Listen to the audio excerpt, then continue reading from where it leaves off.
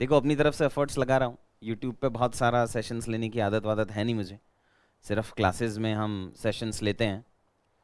सो कोशिश करेंगे, इम्प्रूव करूँगा इस कोर्स को इन नेक्स्ट 7 डेज। आपके जो भी फीडबैक्स होंगे आप यार कमेंट्स में डाल देना कि सर कीवर्ड्स का वेटेज इंक्रीज करना है। देखो जो कंपोनेंट्स हैं इसमें, जो एवरीडे 6 days a वीक हम लेंगे। Monday to Friday I am going to cover Times of India, Business Standard, Live Mint and all, ये सारे मैं कवर कराऊंगा।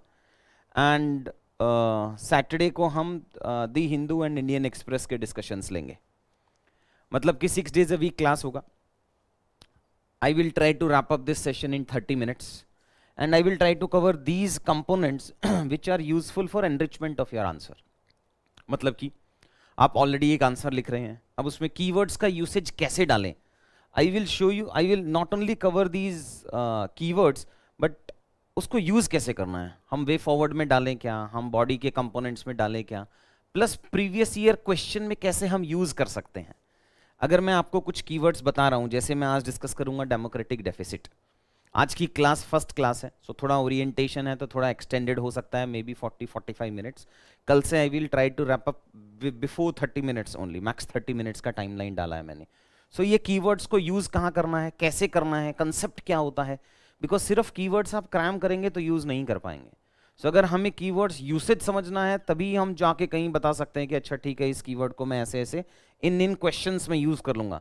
So the same democratic deficit which we are going to discuss could have been used in these 4 questions which UPSC asked in 2022, 2019, 17 etc. So ये तो हो गया first component, that is keyword वाला। After keyword the case studies, examples, local, national, international level में which are explained in these newspapers। देखो I can understand that as an aspirant you cannot cover all these newspapers, but evaluator को तो times of India पढ़ना है, हो सकता है उसको लाइव मिंट भी पढ़ना हो। वहाँ की कोई केस स्टडी अगर हम आंसर में इनकॉर्पोरेट करेंगे तो देयर आर मोर चांसेस कि हमें ज़्यादा मार्क्स मिले। फोकस भी प्रोग्राम का यही है। फिर कुछ की फैक्ट्स हम डिस्कस करेंगे, बहुत सारे फैक्ट्स नहीं दूंगा all the, because if I am covering these 5 newspapers so इसका मतलब I can give you 30, 40, 50 facts every day, but I will try to cover 2, 3, 4 major facts बस, जो उस दिन के लिए बहुत सारे रिलेवेंट है। बिकॉज अगर हम यहाँ से लेके जाते हैं सितंबर में, so we have approximately 8-9 months के आसपास में, 9 मंथ्स 9 3 270 दिन है। सो अगर दिन के 2 फैक्ट भी दे रहा हूँ तो मैंने आपको 550 फैक्ट्स दे दिए हैं, which is much more than enough. अगर मैं वो नंबर ऑफ फैक्ट्स बढ़ा दूंगा तो ये पूरी एक्सरसाइज ही रिलेवेंट नहीं बैठेगी यार। बहुत सारे बच्चों ने रिक्वेस्ट किया था कि सर ये क्यूईपी, अफोर्डेबल, ये बहुत सारे कंपोनेंट्स थे, इसीलिए आई थॉट कि एक कोशिश करता हूँ अपनी तरफ से कि एक एवरी इवनिंग को अगर 30 मिनट्स यूट्यूब पे सेशन ले पाए। पीएम, वाइस प्रेसिडेंट, प्रेसिडेंट की स्पीचेस में क्या क्या कवरेज हुआ है। जैसे every time I tell you, Modi ji अपने को 20 मार्क्स देता है। सो मोदी जी की स्पीचेस से, वाइस प्रेसिडेंट, प्रेसिडेंट की स्पीचेस से क्या क्या कंपोनेंट्स हम निकाल सकते हैं वो देखेंगे। डेफिनेशंस देखेंगे, because as we know one type of introduction can be a definition based introduction. So अगर मुझे आ रहा है कि money laundering for example, so money laundering का मैं डेफिनेशन भी तो बना सकता हूँ। So I will give you that definition, maybe 1 definition और 2 definitions every day. And lastly we have codes, GS2 में, GS1 सोसाइटी में, प्लस एथिक्स में we can have quote based conclusion, we can have quote based introduction. So ये सारा component हम every day cover कराएंगे आपका। So start करते हैं, चलो। So first we have is keywords. So 5 keywords according to me are relevant from today's newspaper। एक हो गया democratic deficit, next we have is asymmetric और हाइब्रिड वॉरफेयर, नेक्स्ट है triple challenge. Now triple challenge, जो 3A challenge that we have can be used for various components. This can be used for challenge also, this can be used for the conclusion component also। फिर देखेंगे last mile producers और service producers कहाँ किन किन type of questions में use कर सकते हैं, and culture of doing little और कल्चर ऑफ बीइंग कॉम्प्लिसेंट, वो दोनों देखेंगे। So let's start from the first keyword. So under the first keyword that we have, देखो पहले कीवर्ड के अंदर में the question or this article is focusing upon during emergency there was democracy deficit। अब democracy deficit हम सिर्फ emergency में क्यों ही यूज करेंगे? We can use democratic deficit in any of the political institutions, in any of the constitutional institutions or in any of the procedures। हम कहीं पर भी तो democratic deficit यूज कर सकते हैं। यूसेज कहाँ कहाँ डाल सकते हैं अपन इसका? कि we can use democratic deficit for lack of decentralised governance. अपने को पंचायती राज इंस्टीट्यूशन का क्वेश्चन आया, जो कि आया ही है, हम नेक्स्ट में देखेंगे। तो there are questions from panchayati raj institutions which we where we can use, और पार्टिसिपेटिव डेमोक्रेसी नहीं है where we can use actually कि there is a deficiency of democratic deficit का प्रॉब्लम है। सो डिसेंट्रलाइज गवर्नेंस में हमें पता है 3Fs का प्रॉब्लम है, fund, function, functionaries and functionality has not been decentralised. So वहां पे डेमोक्रेटिक डेफिसिट है। Poor implementation of any law and scheme, कोई भी स्कीम का क्वेश्चन आया, वो पुअर इंप्लीमेंटेशन क्यों नहीं है? बिकॉज बेनिफिशियरीज को आपने पार्टिसिपेंट नहीं बनाया पॉलिसी मेकिंग में। उन क्वेश्चंस में हम यूज कर सकते हैं डेमोक्रेटिक डेफिसिट। फिर जुडिशियल इंटरवेंशन जो आता है, जुडिशियल इंटरवेंशन क्यों आता है पहले समझना पड़ेगा। Because there has been a vacuum which has been created by either legislative और एग्जीक्यूटिव। उसको फिल करने के लिए, उस डेफिसिट को फिल करने के लिए जुडिशरी को ब्रीच करना पड़ता है, ओवर रीच करना पड़ रहा है to fill that particular gap. Then ordinance making का अगर क्वेश्चन आता है, बाईपासिंग द लेजिस्लेटिव सेटअप, वहां पे अपन डेमोक्रेटिक डेफिसिट यूज कर सकते हैं। फिर इंटरनल सिक्योरिटी में यूज कर सकते हैं कि चैलेंजेस क्या है, डेमोक्रेटिक डेफिसिट है यार। नॉर्थ ईस्ट एक्सट्रीमिज्म क्या है, लेफ्ट विंग एक्सट्रीमिज्म क्या है, इंसर्जेंट ग्रुप्स क्या क्या है, रीजनलिज्म में हम यूज कर सकते हैं। सो इन सब कंपोनेंट्स में हमें यूज करना पड़ेगा democratic deficit. And last we have is media और ऑपोजिशन गैगिंग। गैगिंग का मतलब शट, चुप हो जाओ। सो ऑपोजिशन को चुप कराना है आपको, मीडिया को चुप कराना है आपको, यहां पे हम डेमोक्रेटिक डेफिसिट यूज कर सकते हैं। ये तो हो गया common usage of the keyword. अब इस कॉमन यूसेज में जो मैं डिस्कस करता हूं, यूजुअली हम कंक्लूजन या वे फॉरवर्ड में फ्रॉम एंड टू का कीवर्ड यूज करेंगे। सो डेमोक्रेटिक डेफिसिट से हमें जाना है डेमोक्रेटिक सरप्लस, लिखते जाना यार साथ साथ में। सो हमें डेमोक्रेटिक डेफिसिट से डेमोक्रेटिक सरप्लस में जाना है, जिसे मैं बता रहा था ना इवॉल्व होऊंगा। सो आज मैं फर्स्ट टाइम ये पेन, ये बोर्ड, ये कलर यूज कर रहा हूं, कल कुछ इससे अच्छा यूज करूंगा, ठीक है। सो डेमोक्रेटिक डेफिसिट से पार्टिसिपेटरी डेमोक्रेसी में जाना है, या डेमोक्रेटिक डेफिसिट से डेमोक्रेटिक सरप्लस में जाना है। बिकॉज अगर हमें सर्वश्रेष्ठ भारत मिल रहा है, बनना है, तो हमें net exporter of democratic value बनना पड़ेगा। सो 2047 का क्वेश्चन आएगा, सर्वश्रेष्ठ भारत का क्वेश्चन आएगा, यहां पे भी हम यूज कर सकते हैं that we need to shift from democratic deficit to participatory democracy, or from democratic deficit to deeper democracy. So there also we can use this keyword. अब ये previous year questions हैं यार, कि जिन questions में UPSC ने पूछा है, sorry ये I am right now I am in Chandigarh not in Delhi. So मेरा ये जो ऑनलाइन वाला डेस्कटॉप है ये थोड़ा दूर है, तो मैं आपके अभी ऑनलाइन के कमेंट्स नहीं पढ़ पाऊंगा। May be after 15 minutes I will go and see the comments, but आपकी जो लाइव चैट है, बट आप कमेंट्स में डाल दीजिएगा। आई विल पर्सनली इंश्योर कि वो कमेंट्स के रिप्लाई मैं खुद करूंगा। अगर आपको मेरे इस आज के एनरिचमेंट में कुछ भी इश्यूज आ रहे हैं, कुछ भी आपका फीडबैक है, जो भी सजेशन देना है, आप कमेंट्स में डाल देना। I will try to incorporate it. So audio issue है, शॉर्ट है, कलर देख लेंगे, चेंज कर लेंगे कलर, कोई बात नहीं, ठीक है। बच्चा यहाँ बता रहा है कि कलर का इशू है। सो ये ठीक है, ब्लू वाला ये लेजिबल है, रेड कलर कर लें, चलो रेड कर लेते हैं, रेड तो है ही नहीं, चलो ब्लू कलर यूज कर लेंगे, कोई बात नहीं। So in these questions we can use it, because for example, let's take the example that discuss the essential conditions for exercise of legislative powers by the governor and discuss the legality of re-promulgating of ordinances. क्यों आ रहा है ordinance बार बार? Because democratic deficit, procedures में democratic deficit है, plus acceptance में democratic deficit है। नेक्स्ट लोकल सेल्फ गवर्नमेंट का क्वेश्चन आया है, नेक्स्ट वेलफेयर स्कीम्स का क्वेश्चन आया है, नेक्स्ट नॉर्थ ईस्टर्न रीजन का क्वेश्चन आया है।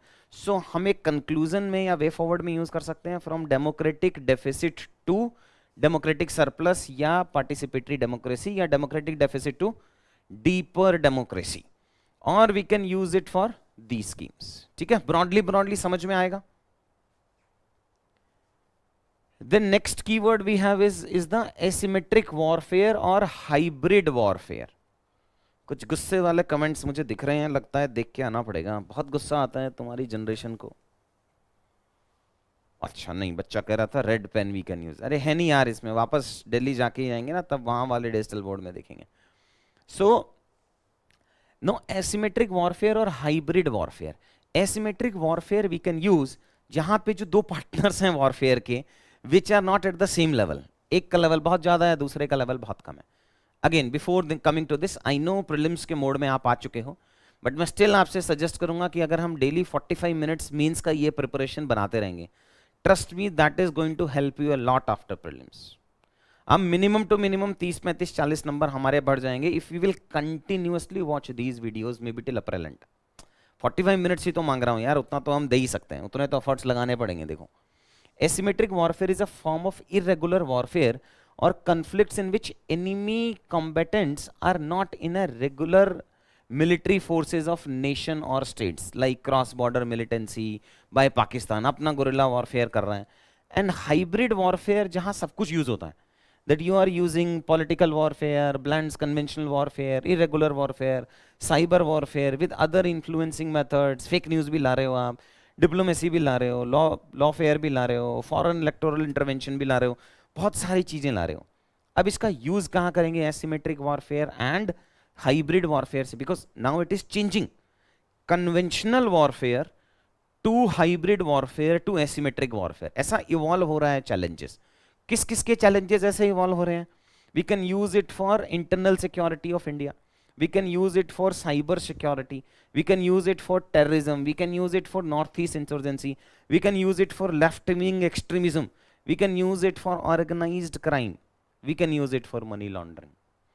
So ये प्रिंट आउट निकाल लिया करो आप साथ में, ताकि आप इसका वैल्यू एडिशन कर सको, ठीक है? सो मैं एक ग्रुप बना देता हूं, मे बी आज का तो आपको टेलीग्राम एंड ऑल पे मिल जाएगा एक दो दिन के लिए, बट मैं इसका एक सेपरेट व्हाट्सएप ग्रुप बनाऊंगा यार, ठीक है? कम्युनिटी बनाएंगे जहां आपका नंबर भी सेफ रहेगा, जहां पे हम इसको पहले शेयर कर दिया करेंगे। मतलब कि जो 9:30 की क्लास है उसका आपको पीडीएफ मिल जाएगा 8:30, so that you have sufficient time to take the print out if you want to take the print out, ठीक है? So that you can do the value addition. जो मैं एक्स्ट्रा बोल रहा हूं उसका आप एक्स्ट्रा लिख पाए अपने हाथ से, या फिर आप ऑनलाइन में मेंटेन कर सकते हैं नोट्स, ठीक है? So now keyword as a subheading. जो कीवर्ड है वो हम कीवर्ड से इंट्रोडक्शन बहुत कम करेंगे, हम कीवर्ड हम यूज करेंगे कंक्लूजन में, कीवर्ड हम यूज करेंगे सब हेडिंग्स में। सो सब हेडिंग इस क्वेश्चन में यूज हो सकता था, because the question is about analyse the complexity and intensity of terrorism, its causes, linkages and obnoxious nexus, also suggest measures required to be taken to eradicate the menace of terrorism. So we need to change from conventional, because the warfare is changing from conventional to hybrid to asymmetric warfare. तो अपन इस answer में जब challenges लिख रहे होंगे तो वहां पे सब हेडिंग में we can use this keyword. फिर नेक्स्ट होता है वुमेन एंटरप्रेन्योर्स वाले एक पीआईबी का न्यूज है, in which the GeM, we know GeM portal जो गवर्नमेंट ने स्टार्ट किया था, government e market place, holds event to commensurate success of women entrepreneurs in on GeM, and Womaniya initiative लाए हैं, वो हम केस स्टडी में भी देख लेंगे, बट उसमें काफी अच्छा कीवर्ड है that triple A challenge is there. No what this triple A challenge is? This triple A challenge talks about access to market. अब देखो, ये चैलेंज में भी यूज कर सकते हैं हम और कंक्लूजन में भी यूज कर सकते हैं। अगर आपने श्रुति शर्मा, ऋषभ गर्ग एंड ऑल, ये नम्रता जैन, सृष्टि देशमुख, इन सारे टॉपर्स की आंसर कॉपी अगर देखी होगी, तो कंक्लूजन में ना वो छोटा सा एक 3A अप्रोच 4A अप्रोच बनाते हैं। Sorry,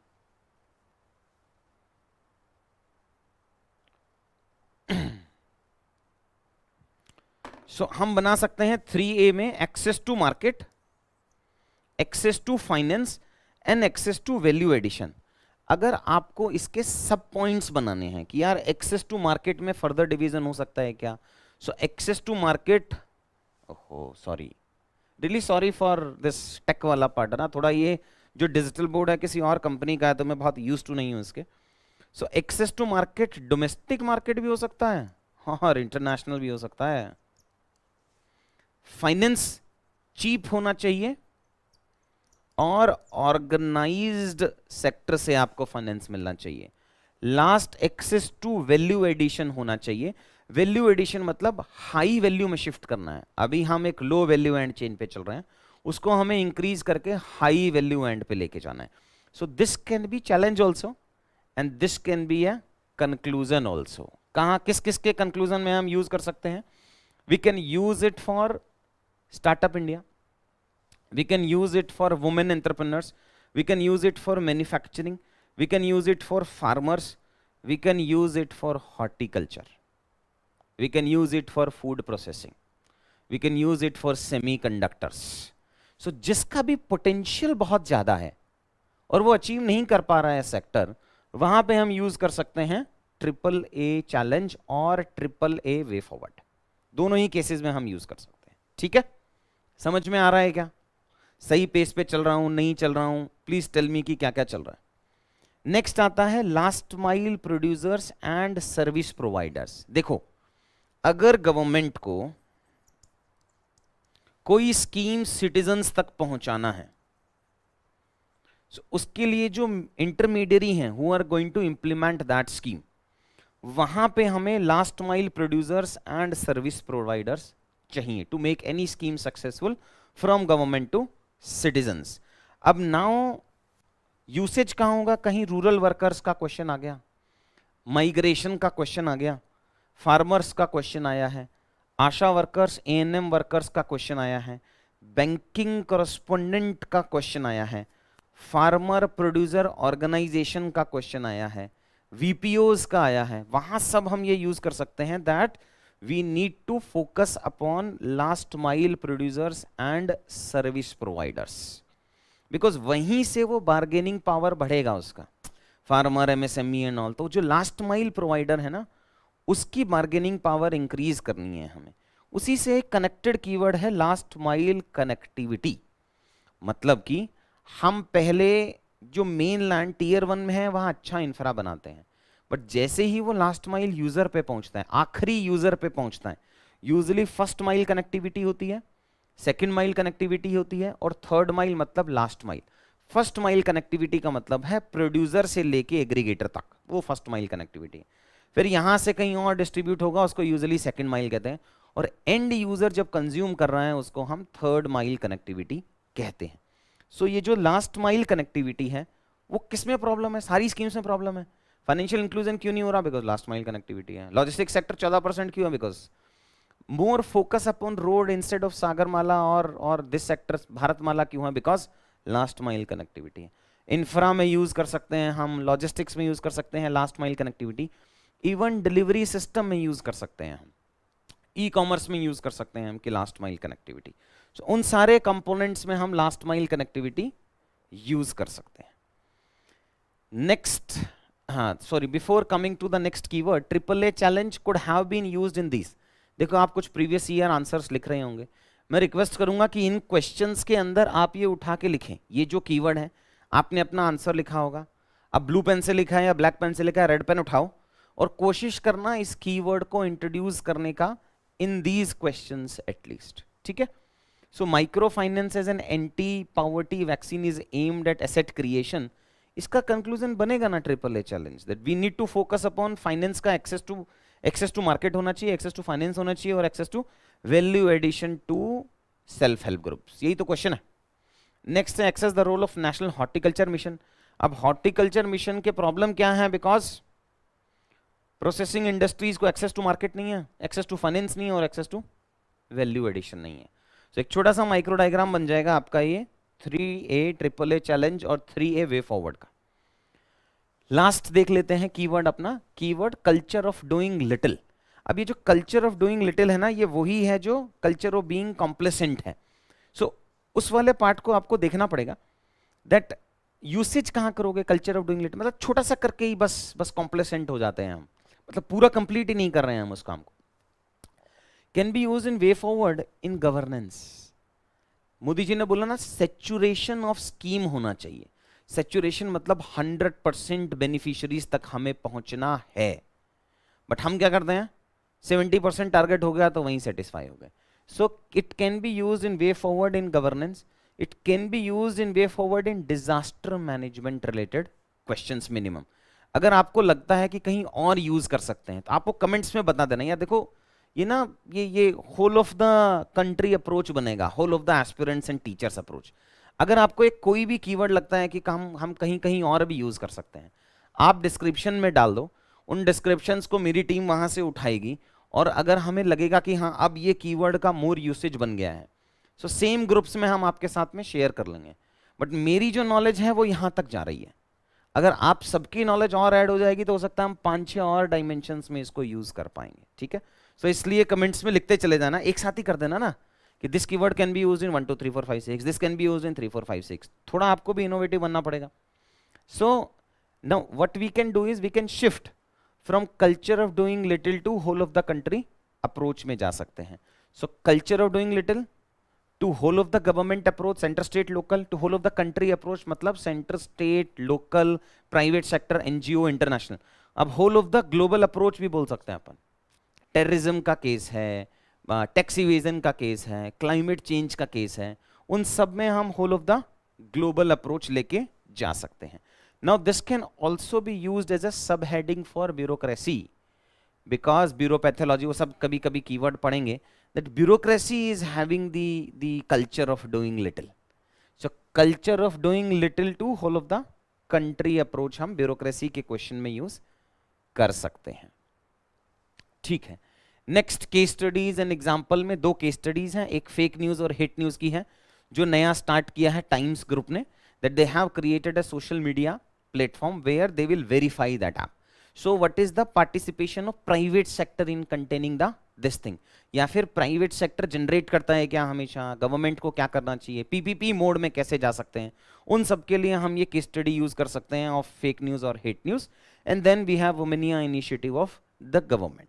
So in this article they have explained about ki what is the new initiative. So it is a social media based platform to identify fake or hate news. It can be used as a suggestion to identify and monitor fake news, not only by the government, because controlling of the fake news is also the responsibility of the society in general. So private sector का अपन एक case study right side box बना के जो हम लिखते हैं, बताया ना आपको कि अपन कहाँ कहाँ यूज कर सकते हैं इसको, sorry. So we can use it for, अगर ये हमारा आंसर कॉपी है, so we can use it for यहाँ पे साइड बॉक्स बना के यूज कर सकते हैं, या इन जनरल क्वेश्चन के हम एग्जांपल्स में यूज कर सकते हैं, ठीक है। फर्स्ट क्लास है, बहुत ओवरबर्डन नहीं कर रहा हूं आपको, too much of factual information. धीरे धीरे, ट्रस्ट मी, आप 7-8 दिन सेशन लगाएंगे तो आपको समझ में आएगा कि कैसे हम इसको इंप्रूव कर सकते हैं, और जो मेरे पुराने बच्चे हैं उनको तो पता ही है कि बड़ा इजीली इंप्रूव कर लेंगे। नेक्स्ट आता है वुमेन एम्पावरमेंट का। देखो वुमेन एम्पावरमेंट में government e market place news अपन ने पहले देख ली थी, उसके अंदर वुमेनिया इनिशिएटिव है which seeks to increase participation of women entrepreneurs and self help groups on the GeM portal. अब जेम किस लिए है, कोई भी गवर्नमेंट बॉडी है, पीएसयू है, डिपार्टमेंट्स हैं, सेंटर है, स्टेट है, उनको जेम के थ्रू ही प्रोक्योर करना है। तो अगर आप यहाँ पे इंसेंटिव दे देंगे वुमेन सेल्फ हेल्प ग्रुप को, सो उनका एक्सेस टू मार्केट मिल जाएगा, एक्सेस टू क्रेडिट मिल जाएगा, एक्सेस टू वैल्यू एडिशन मिल जाएगा। उसका एक इनिशिएटिव है with the name Womaniya. Over 1.5 lakh Womaniya MSEs on GeM have fulfilled over 14-15 lakh orders worth rupees 20,000 crore. So that can be one of the initiative which we can use to encourage the participation of women entrepreneurs and self-help groups from the informal sector. So अगर informal sector का भी question आता है तो वहां भी कह सकते हैं कि government can come up with, government has come up with GeM portal, जहां पे अपन वुमेनिया स्कीम से फोकस कर रहे हैं। ठीक है, ये हो गया हमारे 2 केस स्टडीज, एक वुमेन, लास्ट में मैं समराइज कराऊंगा, ठीक है। सो नेक्स्ट आता है हमारा की फैक्ट्स। अब ग्लोबल इकोनॉमिक प्रोस्पेक्ट्स का है, इनइक्वालिटी इन इंडिया है, एंड मोबाइल गेमिंग है। सो ये ग्लोबल इकोनॉमिक प्रोस्पेक्ट्स का जो डेटा है वो ओके ओके टाइप्स का डेटा है। ये स्लाइड मैंने इसीलिए रखवाई है कि अगर देखो बहुत सारे फैक्ट्स मिलेंगे आपको, है ना, किस फैक्ट को हमें अवॉइड करना है, ऐसे फैक्ट्स को हमें अवॉइड करना है। क्यों अवॉइड करना है वो समझाता हूं। देखो, the real investment growth in the developing world slowed from around 11% in 2010 to 3.5%। देख के तो अच्छा लग रहा है कि यार 2010 में 11% ग्रोथ था, अब 3.5%। बट इसको कंपेयर करोगे ना डेवलपिंग को डेवलप्ड से, तभी तो रिलेवेंट डेटा है। सिर्फ डेवलपिंग कंट्रीज में 10% से डिक्रीज होकर 3.5% हो गया, क्या ही करेंगे उस डेटा का हम। And then we are talking about the growth, this is not the actual investment to GDP ratio. India में 30-32% इन्वेस्टमेंट टू जीडीपी रेशियो है ना, दैट मेक्स मोर सेंस। अब मैं उसको कहूं कि लास्ट ईयर से इस ईयर में ग्रोथ रेट हैज बीन 2% और 3%, क्या करेंगे उस डेटा का। सो इस तरीके का डेटा ऑल्दो बड़ा कैची लगता है, अपन नोट्स बना के रख लेते हैं फ्रेश बच्चा, बट इस डेटा का कोई सिग्निफिकेंस नहीं है, हम इसे यूज नहीं कर पाएंगे कहीं पर भी unless and until there is a comparison. So such type of data we need to avoid यार, ठीक है। इस तरीके के न्यूज को हम स्किप करेंगे। एक और आएगा आगे जो मैंने जानबूझकर डलवाया कि यार किस तरीके को और स्किप करना है, ठीक है। ये नया डेटा है ऑक्सफैम रिपोर्ट का, काफी अच्छा डेटा है कि टॉप 21 बिलियनर्स और wealthy people in India, they have the wealth equivalent to almost 700 million Indians। समझ रहे हो, 70 करोड़ एक तरफ और 21 इंडियन एक तरफ, और दोनों का वेल्थ बराबर है।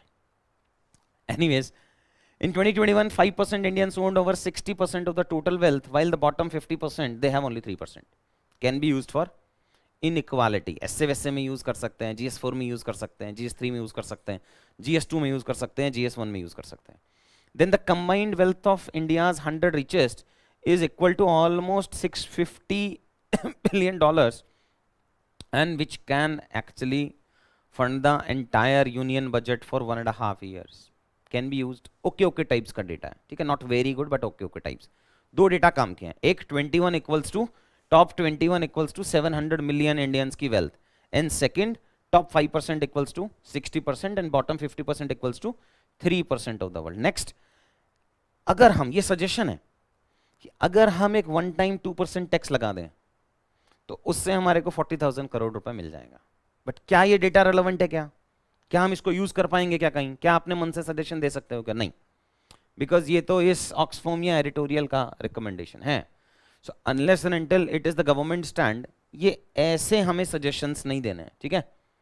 साथ साथ में मैं आपको बता दे जाऊंगा कौन कौन सा अवॉइड करना है,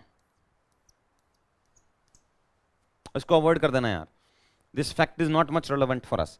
next, it has suggested for to implement progressive tax measures like wealth tax. But wealth तो अपन ने अवॉइड किया था, ऑक्सफैम कह रहा है वेल्थ, बट इंडिया में वेल्थ टैक्स कलेक्शन होता था सिर्फ 90 करोड़ और कलेक्शन कॉस्ट इतना ज्यादा था, इसीलिए तो अपन ने सरचार्ज लेके आए थे। So, इसी वजह से ये सारे जो फैक्ट्स हैं ये हमें स्किप करने हैं। We also have to develop a habit, कौन सा फैक्ट रेलेवेंट नहीं है, बिकॉज अगर आप सारे फैक्ट याद करते जाएंगे, trust me there are more than 10,000 facts by the end of your 5-6 months का प्रिपरेशन। लास्ट फैक्ट्स देख लेते हैं, मोबाइल गेमिंग से रिलेटेड है, कमिंग न्यूज है, बहुत सारी कंपनीज आ रही हैं, फ्यूचर है वो। There can be a question upon mobile gaming in mean science and tech में, वो जो कुछ भी क्वेश्चन पूछ लेता है ना साइंस एंड टेक में, वो मोबाइल गेमिंग पूछ सकता है। सो एक फैक्ट हमारे लिए इंट्रोडक्शन के लिए रेलेवेंट हो जाएगा, fact based introduction, that recently India became the largest consumer of mobile games globally in 2022। so there we can use this particular fact। और देखो इससे ना प्री में क्वेश्चन नहीं आएगा कि कितना कितना परसेंट और डिक्रीजिंग ऑर्डर में लगा लो, यूपी में सबसे ज्यादा है क्या, नहीं, ऐसा क्वेश्चन नहीं आने वाला है अपने को क्वेश्चन आएगा कि अच्छा ठीक है, पॉजिटिव ऑफ मोबाइल गेमिंग, कि चाइल्ड को एडिक्शन होगा एंड अडल्ट का पैसा वेस्ट होगा, ये क्वेश्चन बन सकता है, ये पैरामीटर्स बन सकते हैं। And according to Indian mobile gaming, ये आप लिख सकते हैं एग्जाम में, बट बिकॉज प्राइवेट सर्वे है, सो मैं रिकमेंड करूंगा कि हमें ये फैक्ट नहीं लिखना चाहिए कि उत्तर प्रदेश में सबसे ज्यादा है, फिर महाराष्ट्र है, फिर राजस्थान है। सो अनलेस एंड अनटिल हमारा सोर्स गवर्नमेंट नहीं है, तब तक हम ऐसे फैक्ट्स एग्जाम में नहीं लिखेंगे। सो इस स्लाइड से एक ही चीज रिलेवेंट निकलती है, fact based introduction, in which we can say India has become the largest consumer of mobile games globally in 2022। ठीक है, नेक्स्ट चलते हैं। अरे बहुत अच्छा स्पीच है यार ये ना, आत्मनिर्भर भारत का, इन विच ये आत्मनिर्भर भारत पे मोदी जी के अलावा बोलेगा भी कौन नहीं, इतना बढ़िया बोलते हैं वो। So PM Modi said about Vande Bharat, that Vande Bharat, अब डैश करना है अपने को, ठीक है। वंदे भारत की जगह कुछ भी, वंदे भारत की जगह डिफेंस भी आएगा, एमएसएमई भी आएगा, तो वंदे भारत को काट दो। ओहो वंदे भारत को क्रॉस कर दो।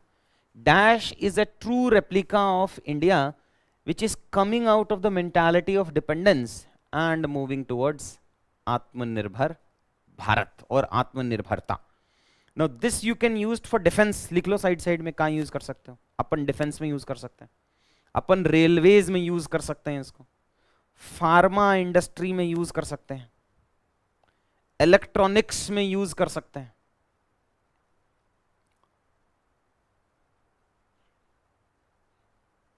गुड्स के एक्सपोर्ट में यूज कर सकते हैं. That now we have come out, और the reaching $400 billion export in goods is a true replica of India which is coming out of the mentality of dependence, because पहले तो अपन import dependence बोलते रहते थे ना, एंड मूविंग टुवर्ड्स आत्मनिर्भरता. $5 trillion economy में use कर सकते हैं, एसडीजी में यूज कर सकते हैं, रेन्यूएबल एनर्जी में यूज कर सकते हैं, सोलर अलायंस में यूज कर सकते हैं. But this is a very very, आप लोगों को कुछ 100 कोट्स 100 फैक्ट्स और 100 कीवर्ड्स की लिस्ट बनाओगे ना अपने लिए, जो हर क्वेश्चन में रेप्लीकेबल है, जो जनरल जेनरिक स्किल है, जो विच वी कैन यूज, उसी वाले में आप इसको लिख लेना यार.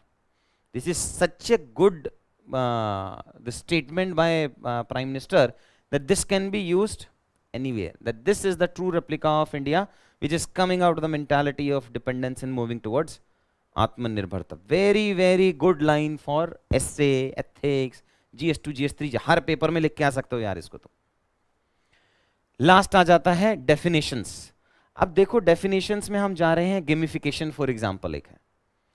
अब यार गेमिफिकेशन का डेफिनेशन बेस्ड इंट्रोडक्शन तो आएगा नहीं, भले ही आपको गेमिफिकेशन की डेफिनेशन उसमें मिलेगा, जो आर्टिकल है उसमें मिलेगा, बट ये हम याद नहीं कर सकते हैं. सो इसका डेफिनेशन अपने को क्रॉस करना ही करना पड़ेगा. हाँ ये लिख सकते हैं second, that the goal of gamification is to engage with consumers, employees and partners to inspire, collaborate, share and interact. ये एक कंक्लूजन बन सकता है हमारा गेमिफिकेशन का. बट गेमिफिकेशन की डेफिनेशन नो. बच्चा पूछता है ना मुझसे कि किस किस की हम डेफिनेशन याद करें, सबकी याद करनी है क्या, सबकी नहीं याद करनी है क्या. सो मैं इन स्लाइड्स में आपको ये भी बताऊंगा कि हाँ इसकी डेफिनेशन पढ़नी है, और मैं वो स्लाइड्स भी लेके आऊंगा जिसमें कहूंगा अरे नहीं यार ये तो गलत है. तभी तो सीखोगे. सब अच्छा अच्छा बताते जाऊंगा तो सीखोगे कब, फिर तो डिपेंडेंस होता चला जाएगा ना, पुराने वाले में जाऊं. दैन आज का quality enrichment is a true replica of aspirants which are coming out of the mentality of dependence and moving towards आत्मनिर्भरता. ठीक है, sorry. Next, technology in agriculture. So technology in agriculture, अब इसी से एक कंक्लूजन कीवर्ड बेस्ड माइंड में आ गया तो लिख लेते हैं. Technology in agriculture leads to prosperity in agriculture. Technology in, आज ही कम्युनिटी बना लेंगे वो व्हाट्सएप की, ठीक है, मैं ये वीडियो के डिस्क्रिप्शन में डाल दूंगा, उसको ज्वाइन कर लेना ताकि मैं अपना वैल्यू ऐड करके उसमें डाल सकूं. ठीक है. So technology in agriculture it leads to, technology in agriculture leads to prosperity in agriculture.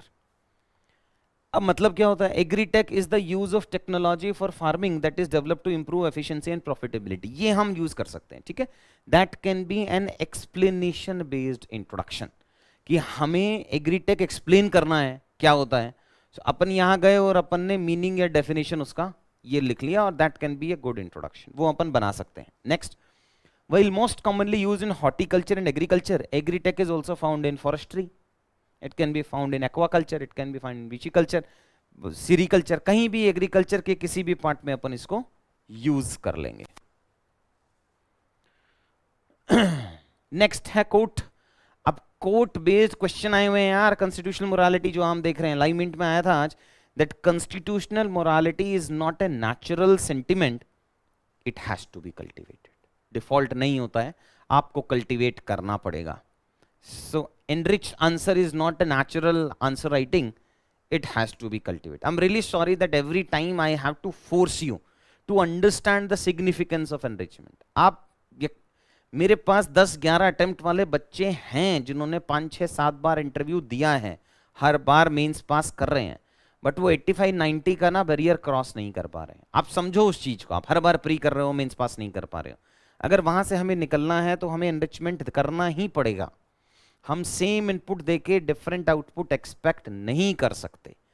So coming back to this, constitutional morality is not a natural sentiment, it has to be cultivated. It can be used in GS paper 2, it can be used in ethics paper, but we should not use it for GS paper 1. GS paper 1 में other than society अपन को वैसे भी ये coat based introduction नहीं लिखना चाहिए।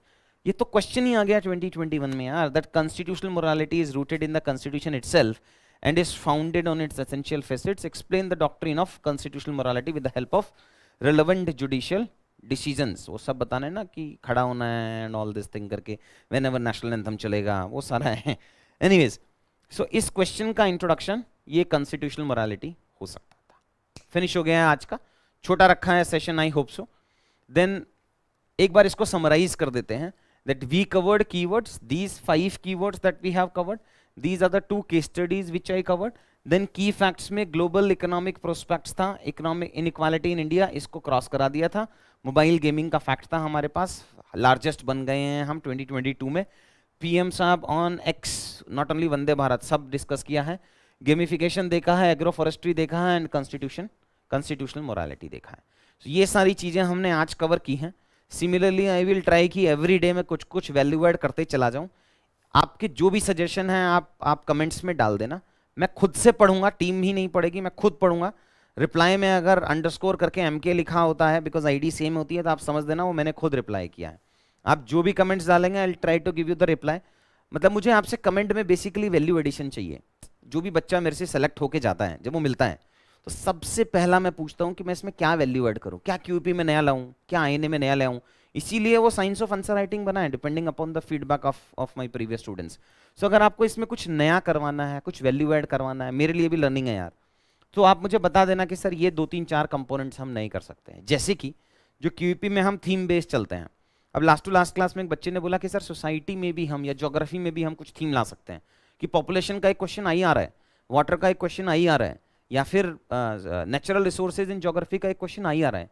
सो क्या मैं उसमें कोई थीम बना सकता हूँ क्या? So of course I will give 1 hour to it, 2 hour to it, 3 hour to it, and मैं देखूंगा उसमें कि अगर हम कुछ थीम बना सके तो वैल्यू ऐड कर सके। So unless and until you come up and you give me the suggestions, तो ना थोड़ा मुश्किल हो जाएगा, बिकॉज आप लोग अभी फ्रेश में अटेम्प्ट दे रहे हो।